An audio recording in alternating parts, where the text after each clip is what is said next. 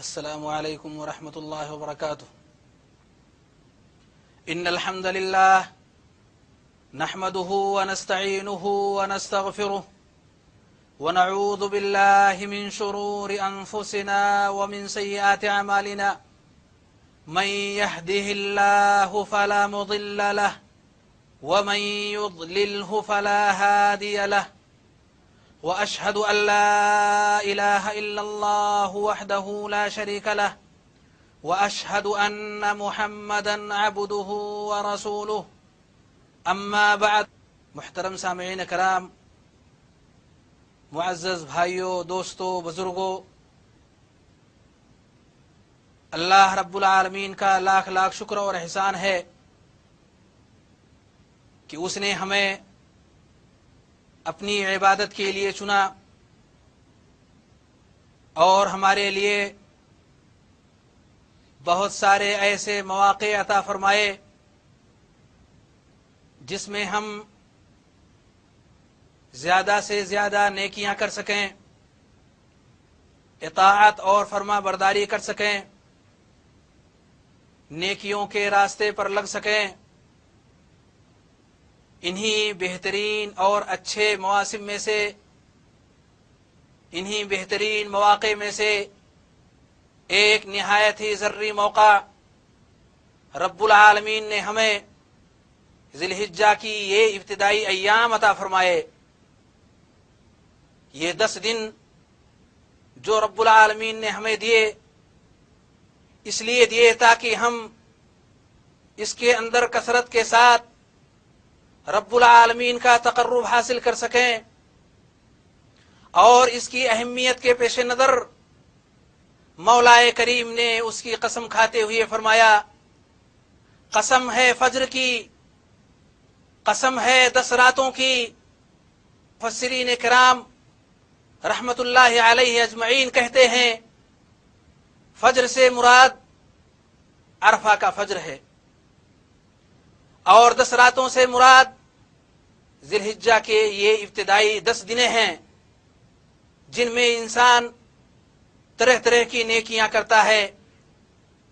نبی کریم صلی اللہ علیہ وسلم نے ان 10 دنوں کی اہمیت کے پیش نظر ارشاد فرمایا. حضرت عبداللہ ابن عباس رضی اللہ تعالی عنہما فرماتے ہیں، ما من ایام العمل الصالح فیہن احب الی اللہ من هذه الایام، یعنی ایام العشر. دنوں میں کوئی بھی دن ایسا نہیں ہے جس میں رب العالمین کو نیکیاں اس قدر پسند ہوں، نیکیاں اس قدر پیاری ہوں جس قدر ان ایام میں اللہ رب العالمین کو نیکیاں پیاری ہیں. صحابہ کرام نے عرض کیا، اللہ کے نبی صلی اللہ علیہ وسلم، کیا جہاد فی سبیل اللہ کا بھی وہ مقام اور مرتبہ نہیں جو ان دنوں میں نیک اعمال کا ہے؟ نبی کریم صلی اللہ علیہ وسلم نے ارشاد فرمایا، وَلَا الْجِهَادُ فِي سَبِيلِ اللَّهِ، جہاد فی سبیل اللہ کا بھی وہ مقام نہیں. إِلَّا رَجُلٌ خَرَجَ بِنَفْسِهِ وَمَالِهِ، سوائے اس شخص کے جو اپنے نفس اور مال کے ساتھ جنگ میں جائے اور شہید ہو جائے. نبی کریم صلی اللہ علیہ وسلم نے یہ مقام اور اہمیت ان 10 دنوں کی جو دیا، وہ اس بنیاد پر کہ ان 10 دنوں میں پائے جانے والے اعمال جو مشروع ہیں اور جن پر اجر جزیل کا وعدہ کیا گیا ہے، وہ یوم عرفہ ہے. نبی کریم صلی اللہ علیہ وسلم عرفہ کی بابت ارشاد فرماتے ہیں، ما من یوم اکثر ان یعتق اللہ فیہ من النار من یوم عرفہ وانہ لیدنو ثم یباہی بہم الملائکہ یقول ماذا اراد ہؤلاء. نبی کریم صلی اللہ علیہ وسلم نے ارشاد فرمایا کہ اللہ رب العالمین جہنم سے اپنے بندوں کو جس قدر اس دن میں آزاد کرتا ہے اس قدر کسی اور دن میں آزاد نہیں کرتا. رب العالمین اپنے بندوں سے اس دن اس قدر قریب ہوتا ہے اور قریب ہونے کے بعد اپنے فرشتوں سے مباحات کے طور پر، فخر کے طور پر ان سے کہتا ہے ہمارے یہ بندے آئے ہوئے ہیں، یہ کیا چاہتے ہیں؟ ایک اور حدیث کے اندر نبی کریم صلی اللہ علیہ وسلم نے ارشاد فرمایا انی احتسب علی اللہ ان یکفر السنة الماضیہ والسنة التي بعدها، میں امید کرتا ہوں کہ اللہ رب العالمین عرفہ کے دن کے روزے کا بدلہ 2 سال کے گناہوں کے کفارے کی شکل میں دے دے۔ یقیناً یہ بہت بڑی فضیلت ہے، اور اسی طریقے سے انہی ایام کے اندر اللہ رب العالمین نے حج جیسے فریضے کی تکملے کا وقت دیا ہے۔ چنانچہ ایک حدیث کے اندر نبی کریم صلی اللہ علیہ وسلم نے ارشاد فرمایا، آپ نے فرمایا من حج هذا البيت فلم يرفث ولم يفسق رجع من ذنوبه كيوم ولدته امه، جو شخص حج بیت اللہ شریف کرے اور حج کے دوران کسی بھی طریقے کا کوئی فسق، کوئی گناہ اور کوئی ایسا کام نہ کرے جو نبی کریم صلی اللہ علیہ وسلم کے طریقے سے ہٹا ہوا ہو، تو اللہ رب العالمین اس کو گناہوں سے ایسے ہی پاک و صاف کر دیتے ہیں جیسے کہ وہ ماں کے پیٹ سے ابھی ابھی جنم لیا ہو۔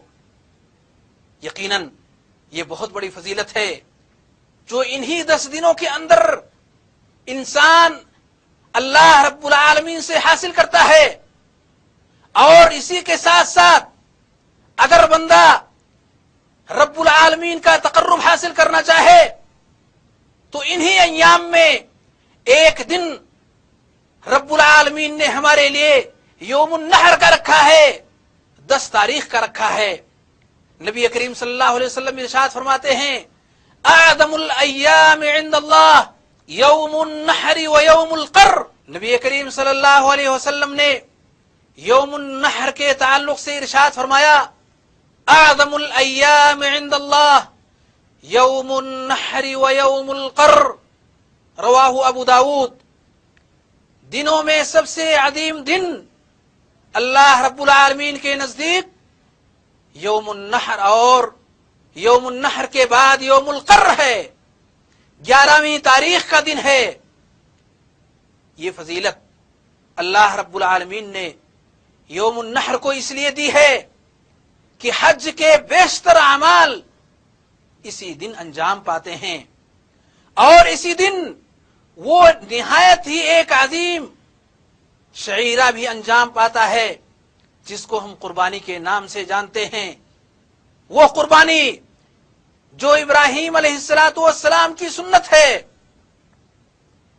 اللہ رب العالمین نے ارشاد فرمایا قل ان صلاتی ونسکی ومحیای ومماتی للہ رب العالمین، اے اللہ کے نبی صلی اللہ علیہ وسلم آپ کہہ دیجئے بے شک میری نماز، میرا روزہ، میرا جینا، میرا مرنا، یہ سب کچھ اللہ رب العالمین کے لیے ہے، اس کا کوئی شریک نہیں ہے۔ ابراہیم علیہ السلام کی عظیم ترین قربانیوں میں سے جو رہتی دنیا تک باقی رہے گی، لوگ اس کو یاد کرتے رہیں گے، ان کی وہ عظیم قربانی ہے جو انہوں نے رب العالمین کی رضامندی کے لیے اپنے بیٹے کو بھی پیش کر دیا، ان کو ذبح کرنے پر اتر آئے۔ حضرت عبداللہ ابن عمر رضی اللہ تعالیٰ عنہما، حضرت ابو ہریرہ رضی اللہ تعالیٰ عنہ یخرجان الی السوق، یہ دونوں کے دونوں بازار کی طرف نکل جاتے تھے۔ فی ایام العشر، انہی 10 دنوں کے اندر کیا کرتے تھے؟ یکبران فیکبر الناس بتکبیرہما، کہ یہ دونوں کے دونوں تکبیر کہتے تھے اور لوگ ان کی تکبیر پر تکبیر کی آواز بلند کرتے تھے۔ حضرت عمر رضی اللہ تعالیٰ عنہ کا بھی یہی حال تھا کہ وہ اپنے خیمے کے اندر بیٹھے بیٹھے نعرے تکبیر اللہ اکبر اللہ اکبر اللہ اکبر لا الہ الا اللہ سے ان کا خیمہ گونج جاتا، ان کی آواز سے مسجد کے لوگوں تک آواز پہنچتی، اور وہاں پہنچنے کے بعد مینا کے سارے لوگوں کی زبانوں پر تکبیر کی آواز ہوتی تھی. آج یہ چیز مردہ ہو چکی ہے، لوگوں کی زبانیں گنگ ہو چکی ہیں. ضرورت ہے اپنی زبانوں کو رب کی یاد سے تازہ کریں، اس کے ذکر سے اپنی زبان کو تر رکھیں. ہم اپنے اوقات کو مبارک بنائیں، زیادہ سے زیادہ اللہ رب العالمین کے ذکر میں لگائیں، اپنے آپ کو نفع بخش کریں. اللہ رب العالمین ہم سب بھائیوں کو اس بات کی توفیق عطا فرمائے کہ ان 10 دنوں کو ہم صحیح معنی میں نیک کاموں کے اندر لگا سکیں. وآخر دعوانا الحمدللہ رب العالمین وصلی اللہ وسلم علی نبینا محمد وعلی آلہ وصحبہ اجمعین. والسلام علیکم ورحمۃ اللہ وبرکاتہ.